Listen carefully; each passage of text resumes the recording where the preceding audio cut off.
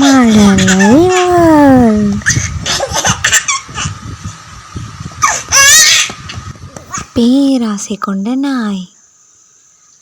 ஒரு ஊரில் ஒரு அழகான நாய்க்குட்டி இருக்குது. அந்த அழகான நாய்க்குட்டி ஒரு பாலத்து பக்கத்தில் இறைச்சி ஒன்று கிடக்கிறத பார்த்துருக்கு. ஆஹா, இன்னைக்கு நமக்கு ரொம்ப நல்ல நாள் தான், நமக்குன்னே கிடச்சிருக்கு பாரேன். சரி சரி, இதை நம்ம எடுத்துகிட்டு போய் ஜாலியாக சாப்பிட்லாம் அப்படின்னு அது பாலத்து மேலே ஜாலியாக ஏறி போய்கிட்டுருக்கு.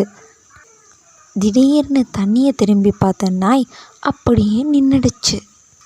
அட, யார்டா இவன், பார்க்க நம்மளை மாதிரியே இருக்கான், அவன் வாயில் வேற ஒரு எலும்பு துண்டு இருக்குதே அப்படின்னு நினச்சிச்சான்.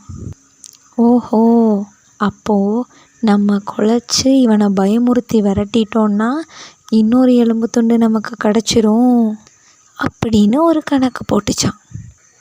அதுக்கப்புறம் வாயை திறந்து குலைச்சி அந்த நாயை பயமுறுத்துச்சான்.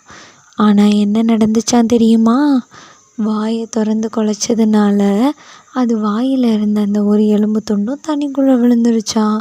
அதுக்கப்புறம் தான் அதுக்கு தெரிஞ்சிச்சு, தண்ணியில் தெரிஞ்சது இன்னொரு நாய் இல்லை, அதோட பின்பம் தான் தண்ணியில் தெரிஞ்சிச்சுன்னு.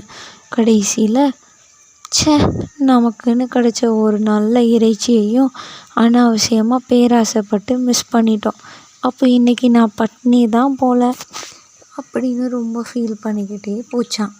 இந்த ஸ்டோரியிலேருந்து நீங்கள் என்ன கற்றுக்கிட்டீங்க?